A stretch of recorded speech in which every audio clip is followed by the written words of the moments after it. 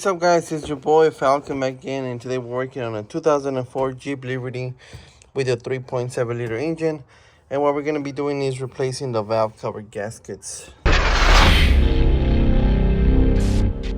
This one looks like it's going to be a pain in the butt. This one seems pretty simple, so for sure I'm going to try to get video of this side. Depending how long it takes me, I might show you guys that side, but if not, this side, it's pretty simple. But it's this one, so we're gonna focus on this. Got my valve covers. So first of all, we're gonna start off by taking out this entire intake piece. So we just disconnect this, and then this whole piece should be able to pop right off. And then let's start on that. As you can see here, these are the gromments where it just kind of pops off. And then we have to take off the water reservoir. The only things that's gonna be in our way are these two metal lines here and the AC line, but we don't have to worry about that. So the water reservoir, there are two nuts, so let's move those out of the way. After that's out of the way, the heater hoses for the heater core, which are the metal lines, they get connected back here with two clamps. So we're gonna remove the clamps and kind of like pull it towards us and move it to the side. This hose is kind of big, so we can just leave it there. It shouldn't matter anything else. And like I said, the metal lines, we pull it towards us, move them up to the side. We can pull it right here behind the cruise control. It should be fine. The metal lines on the back of the valve cover is gonna have like a metal bracket, a plastic bracket, which is this one right here, and it's just gonna go on top of the bolt, so you should be able just to slide it up, and that way we can move that line from back there towards us.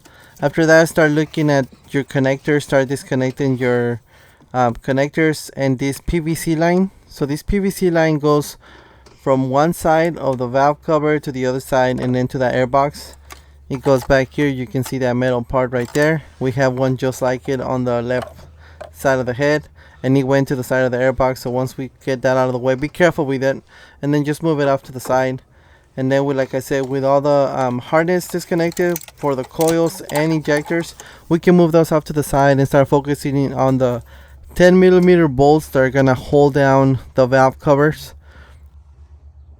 The one bolt I had, or two bolts that I had the most issue with, is the bottom one in the corner in the back. I had to use a short socket with like a small wrench to get to it. And the other one is the one that goes right behind the oil filler neck right here. You can barely see it, but we need to remove the oil filler neck out of the way. Luckily that this gasket kit already came with the gasket that's gonna go back there, so that's great. And the link that I'll post in the bottom, I'll try to find the kit that comes with that gasket already. So it's gonna be 8mm bolts. It's gonna be 8 of them.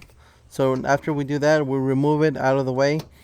Here you can see that they had already taken it off and putting it on, and whenever they put it back on, nobody replaced the gasket. They just kind of put silicone on top of it. So we're gonna go ahead and clean it off and replace the gasket this time. You can see how dirty this was.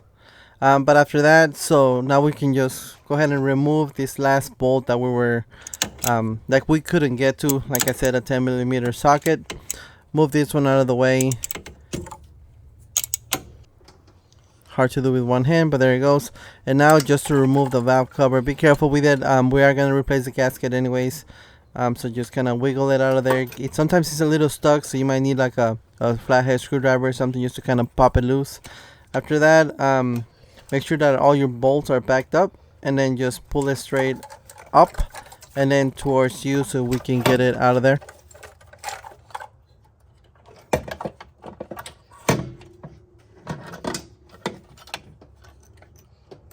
After doing that, I like to clean my surface, or the lip, that's what I call it, the surface, with a little bit of brake cleaner and a rag, so we can make sure that we have a clean surface where the gasket or the valve cover is going to go to. Same thing on the valve cover itself. You can see somebody already tried to like smear silicone on this.